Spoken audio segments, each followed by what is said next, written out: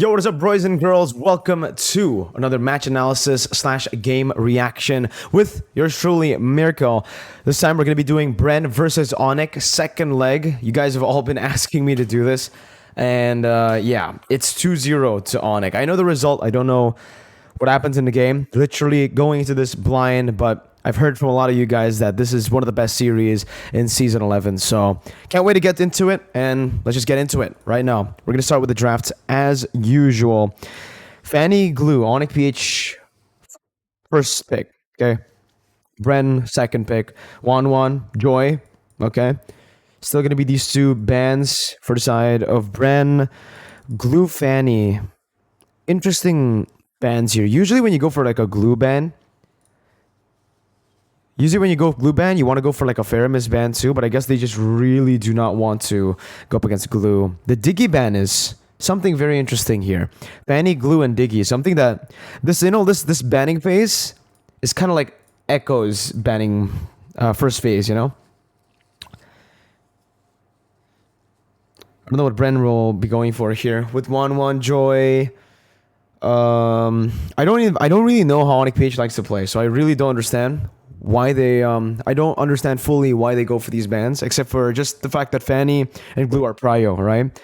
I know Kekadot is a guy who usually goes for like initiation heroes, so very dependent on getting that CC down. So maybe that's why Diggy is banned here. So yeah, gonna be Kaja here, respecting Kekadot. First pick for ONIC, Valentina, Barca, Fredrin. Picking up one of those heroes would be good. Faramis even, with it being open. But they go for the Valentina first. The Valentina makes a lot of sense here. Like, as a first pick, because of... I'm not sure if ONIC can flex it, because usually for Echo, their first pick Valentina is so much more value than any other team because of the way they can flex the Valentina. Meanwhile here for ONIC PH, not sure if Sensui can play the Valentina in the jungle. But it's good good response already with the Arlet and the Fredrin. You know, I don't really like picking up the Arlet with the Fredrin instantly here for the fact that, you know, both of these... Well, technically the Fredrin can still be utilized as a flex pick, right? But because you already pick up the Arlet here, it kind of denies, or, you know, you kind of already are showing your cards early on. The Fredrin is not a flex pick anymore. It is going to go to the jungle, and it gives ONIC PH so much more room to maybe pick some more flex picks into the second phase, which they do. A solid pick, and you know, it's prio, but it's also a very good flex. Jungle, Roam, XP, still all very available here for ONIC PH to bring that Grok into. But I do understand why they go for the Arlet and Fredrin. It's not like a horrible pick. It's still a good pick because, hey, these two heroes are really good in their respective roles. So no flex pick, but... you know, still two very solid laners. They go for the Farsa. Maybe trying to go for more range here, but it is quite concerning already. Picking up a Farsa into a Grok is maybe they really trust them. You know, they really trust Few and their two frontliners here. Should be just gold lane bans for ONIC PH. Trying to limit Super Marco in the gold lane. Maybe a carry ban here would make sense, you know. Super Marco very clean on the carry. A Beatrix ban would make sense too. Because a Brody here would actually be pretty good for BREN. In lane, though. In fights, it's going to be a bit tough with a lot of CC already present for ONIC PH. But, oh, completely forgot. Wait, that's an interesting ban. I actually thought, you know, with the Claude pick here, you would not want to go for a Melissa ban. But I guess the Melissa just gives too much pressure away back to ONIC PH from BREN. So they just delete it here. I haven't seen Super Marco really play the BREN a whole lot. I mean, play the Melissa a whole lot too. So, again, very interesting ban from ONIC PH. Terizla ban coming in. A good laner against the Arlet. So they're really just setting Flap for success here in the XP lane. But again, this is where the Grok can be flexed into the XP. They can pick another roamer here and then a jungler. Or heck, it could even be flexed into the jungle. And then they can pick... Nah, I think this Grok pick is really good. This is why Grok is usually picked in the first phase. Usually it gets picked in the second phase too when it's, you know, when it's in the right situation. But first pick or first phase Grok is good. The carry ban that I said is gonna, you know, come through here. So carry and Melissa, Beatrix, Brody, open for BREN. Up against the Claude, if you really want to bully the Claude and if you want to really get going, especially with the mobility of the Farsa, I would say go for the Brody here. The Brody can work, but you can just put the Brody into the last pick and pick up like a roamer first. Up against the Claude Valentina. I don't know if you want to go for the Lolita up against a Grok here. Very tough to do. What do you want to do here for BREN? What roamer would you want to go for? Ogwen. I've seen him on the Edith. I've seen him on the Lolita. And it is going to be the Lolita. So, yeah, not a big fan of the Lolita pick into a Grok. So it is going to be Lolita. And I think it's almost confirmed now there's going to be a Brody pick here with the Lolita and Farsa. That's huge mid-control. And plus the Fredgen, who's just going to be very independent in the jungle. I think they're just going to be playing towards the gold lane. So ONIC PH right now, what do they need to do? They need to get Claude like they need to get a strong side XP. They need to get a good matchup against the Arlet. Okay, still don't know where it's going. Kufra picked up, so Grok either XP or jungle. With the Paquita, okay, it's on Sensui, so it should be XP Grok. XP Grok against Arlet, not bad. Not bad. Not a bad matchup. And against the Farsa, it's good. See, with the Grok and the Kufra and the not the Claude, but Grok and Kufra. That's why you see the Melissa ban. I would say the Paquito and Kufra. These two picks in the end really make you understand why they go for the Melissa, because these two heroes struggle quite a bit against the Melissa. Whoa! Leslie winning matchup in the gold lane, but up against the Grok Paquita. I said that the Brody, would be good in lane, but would actually kind of struggle in team fights. I think the Leslie struggles even more here in the team fights. Ooh, very risky pick here from BREN. Picking a Leslie into a Grok, Paquito, Kufra. All right. We'll see here. Wow, ONIC. One ONIC. Burrito. All right then. Okay. We're going to jump into the game instantly here. Let's just skip through it. Let's see. So far, I really like the drafts coming in from ONIC. It makes sense. It really makes sense. Like the bans as well, that the other laners or the picks later on to come through. This is what the Grok can do very early on. Give the weak matchups a better time in lane by using the cut there so that the mini waves actually crash under. And early already, Super Mirko is getting bullied quite a bit. Just a few hits is enough to relieve off pressure from nets. So, hey. Big.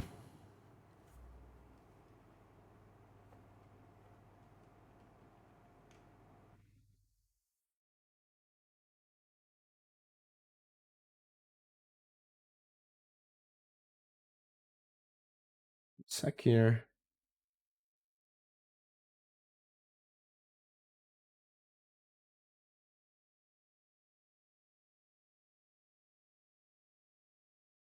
So BREN already showing that mid control that I mentioned, right? With the Farsa and the Lolita, that mid control is very good already. So you can expect them to maybe rotate over towards that top lane where Super Mirko obviously is going to have a better time in that gold lane against nets. This lane is so good for Super Mirko, man. Leslie does really well into a Claude. And yeah, they're already putting the pressure down, trying to relieve off a lot of pressure and to give even more pressure actually for the Claude so that he doesn't farm. And Super Mirko is taking the lane really, he's playing the laning phase really well. Just slowly taking the waves. He's not pushing, he's not shoving, he's just last hitting the waves and punishing every single time Nets walks up to get a minion. It's what you need to do when you're in a winning matchup and when your team can rotate up top. If your team can't rotate up top, if you're playing weak side, shove or get shoved. Shove before the opponents roam up top, or just let yourself get shoved. Try to poke the minions down, so that just don't let the enemy team build a wave to dive you. BREN again with a better mid control, with better pressure now. Oh, Sensui caught, yeah. Oh wow, good Numina blast, man. That really kind of Oh, that could have been so bad for ONIC PH, man. It's just bad. It's not crazy bad, but it could have been really, really bad for ONIC PH if that Numenal Blast did not connect. Even with that Numenal Blast, Super Friends stealing away the ultimate, it was bad because BREN were able to get 2 kills, a better trade on the board. But hey, those kills were onto Sensui and Ryota. So Super Friends was able to get a kill, and they were able to actually hit or, force BREN away from the turtle. Now it's the opposite. Super Friends, beautiful, beautiful, beautiful, beautiful. See, I'm gonna replay this because ONIC PH really used their advantage well here. They understood that they killed few, they lost in the trade, but Super Friends instantly just rotated back into the mid lane, and he doesn't fully shove this in. Notice how he's just waiting, hitting. He's not fully shoving that wave in. If you pay attention, he's just not last hitting, but he's just pushing with his basic attacks is what he's doing, right? So he's waiting for his jungler to get here, and never mind. I thought he was just taking it slow, and then deciding to shove when Sensui comes in, but the lanes aren't pushing that slow. But still though, Super Friends does get more pressure because he didn't decide to shove the whole wave with with his abilities. He just used the basic attacks to deal more damage so that the mini waves will push, but it's not going to be pushed into the turret, right? Even if it does push into the turret, it's already when Sensui is around the turtle, so they already have more pressure with Super Friends. Few will not have the position to control this bush. It's going to be Super Friends with that mid control, with the mid wave pushed in. And with that, they just take control completely of this place. A little misplay from Kyle TZ with the retribution. And yeah, this ONIC PH with, I would say, a very good punish there. Ew, Ryota. Wow, nice ultimate there. Nice wild charge. Getting 3 and canceling out the Feather Airstrike. He's going to die here, but not a super bad trade. Not a bad trade. Turtle for kill. Okay.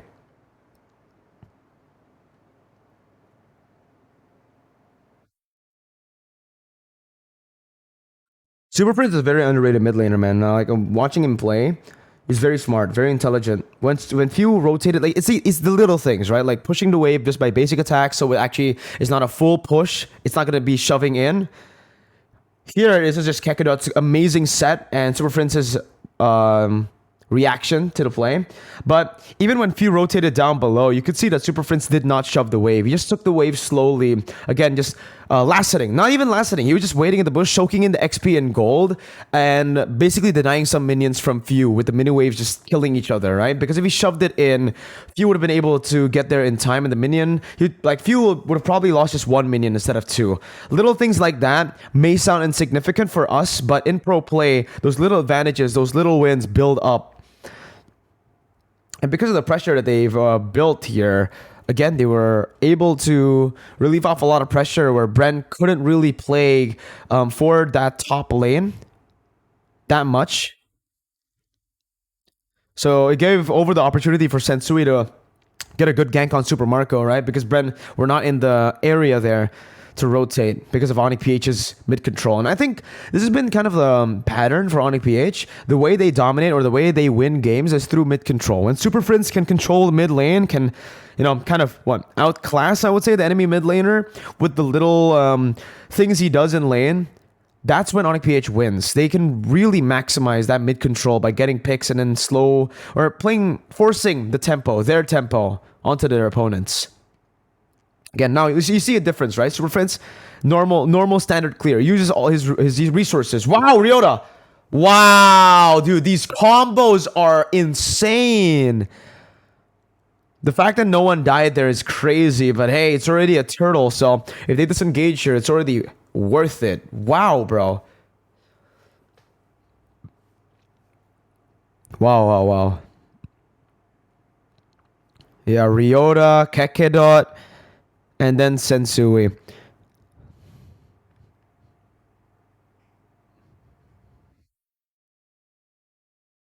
And now it's going to be really tough for Super Mirko, man, because he's behind in the winning matchup.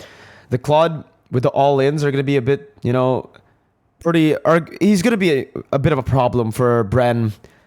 In lane, maybe not, because Super Mirko can cancel it, but he also still needs to be in range, with the second skill to knock him back. Because if Nets just plays it well with the sprint, maneuvers around Super Mirko so that he doesn't land that second skill, it should just be an easy Like easy all in for the Claude.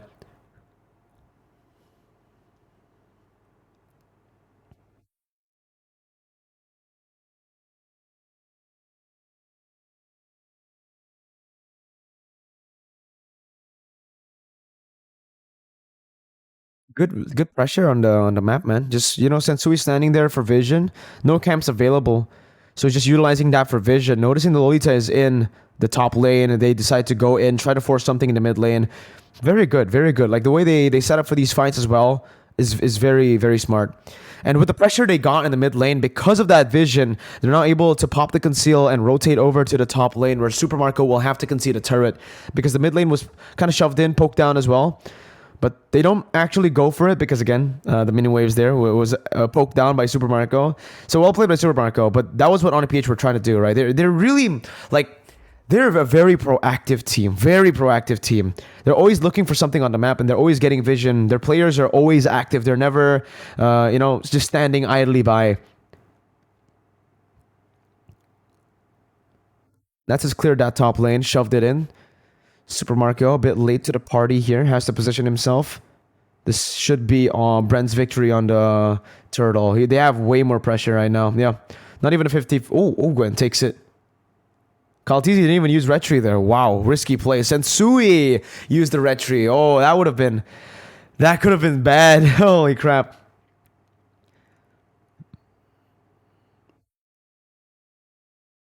Turret down below. Wow, nice one, Kekadot. Nice read.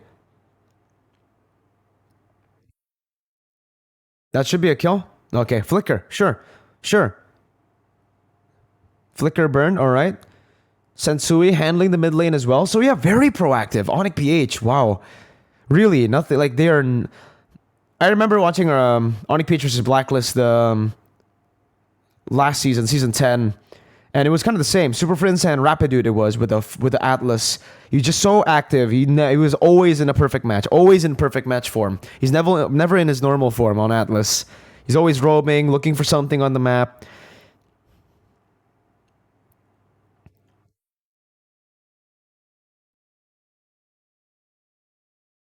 And Nets is super aware, man. Very aware gold lane. Like he's in a weak matchup. He's in a losing matchup, but he's able to farm so well, and he's very aware, trying to get out. Even with the sprint right there, pops it. Nice escape. BREN takes a turret, but wow, again bottom. Wow, not just being they're like ONIC are not just proactive, but they're really good at these reactive plays too. Like wow. Sensui with a position there. Knowing like ONIC PH really understand. I think that's what's most impressive about ONIC PH here in this game.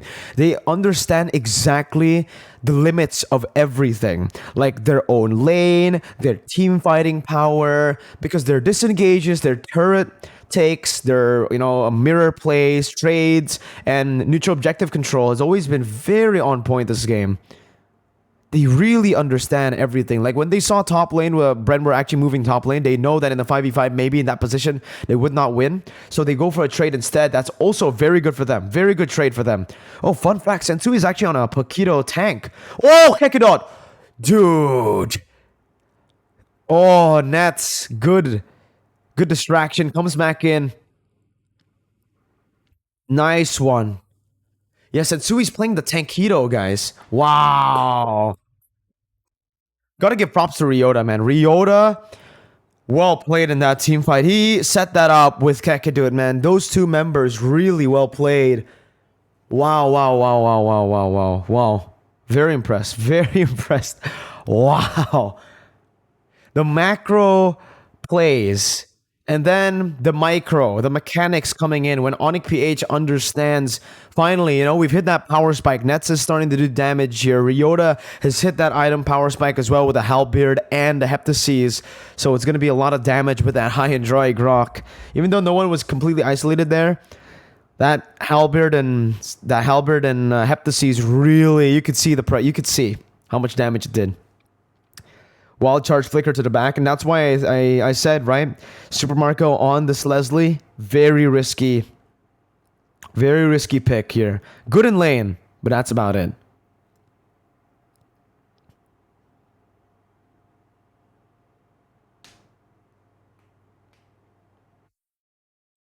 Again, this is also what a lot of teams are doing that I try to implement in my ranked games but completely fail at doing because there's no coordination whatsoever, is with the first Lord, if it's, if you still have a lot of turrets to play with and you're ahead, you shouldn't push all three waves at once, especially when the bottom lane turret, especially when the bottom lane is where the Lord is. The Lord spawns where the weakest turret is. So right here, they had the tier 2 in the mid lane and the tier 2 up top, and the tier 2 down below has been taken down, right? So the Lord is spawning here. With Lord spawning here, if you push 3 waves at the same time, the Lord will crash to the base turret, giving BREN or the enemy team so much more time to deal with the Lord while you guys go for the tier 2. So in the end, you're not maximizing the Lord. So when it's like this is the situation when you still have 2 tier 2s and up from the enemy team, you should just slow push. Let the don't even clear this wave. Let the Lord clear by itself. Shove the mid and bottom lane. Time it well so it pushes together so you can actually pressure the 2 turrets before the Lord comes in. And the optimal the result is you should be able to get the tier 2s down and then still have time to actually play with the Lord that's marching in, which is right here, right? Lord comes down, they have to micromanage, they have to throw some resources down there, and they have more pressure in the mid lane. They pop 2 base turrets, and there's another lane or another wave pushing in here that you can use. This time, ONIC, they didn't use it because BREN obviously micromanaged it well, but against lesser teams, it would be a crazy punish.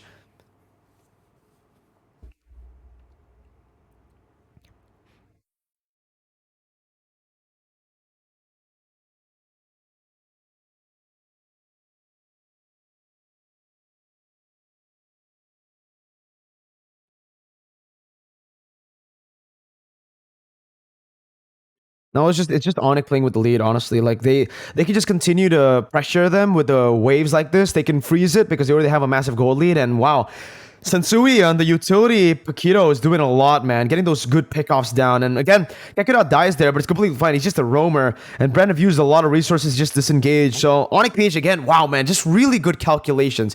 Really phenomenal calculations by ONIC PH. Just master class. An absolute master class by ONIC PH. I am impressed. I'm very impressed, man. Holy moly. Holy moly. These players were amateurs, just last season, rookies in MPL. Wow, wow, wow, wow, wow. Well played. Just well played. Really well played for game number 1, man. I am super impressed by the way that ONIC played this match. It's like the draft definitely helped them, but man, oh man, I would say like the macro prowess that this team has and the awareness. I think the awareness is something that I really want to highlight because not a lot of teams, like a lot of teams are good macro, they can think about those things, but they're very template, right? Like they try to use the same strat in every single game. ONIC PH, with the draft that they are given here, know literally the exact limits, the exact timing of a power spike, and it comes through from coordination and communication from the team, from the team, right? Like when the Grok gets an item that can change a team fight, like a Sea Halberd and the Heptaseas, that combo. When the Claude gets his Golden Staff and maybe a Wind of Nature or Malefic Roar, I didn't really pay attention to his items, but they understand when that power spike happens because I'm pretty sure the Claude communicates with the team, the Grok too, and everyone, when they have those items, when they can actually start to pull the trigger, they do. So yeah, wow, wow, wow. Well played, man. No, that was a really nice game. Hope you guys enjoyed game number 1. If you guys want to watch game number 2, go ahead and click on my channel and check it out because it should be uploaded at the same time. Go ahead, check it out, ladies and gentlemen. Leave a like if you enjoyed the video. Comment down below if you agree with my opinions. If you disagree, maybe we can have a little bit of a, I can listen to you guys. Maybe you have a different opinion on some of these plays. Maybe they weren't doing what I said. Or just let me know, what I missed. If I missed anything in the game, which sometimes I do, very sorry. Go ahead, let me know in the comment section. If you're new here, subscribe to the channel because I'm going to be doing a whole lot of content and streams right now while MPL is off. And I'll see you guys next time. Peace out.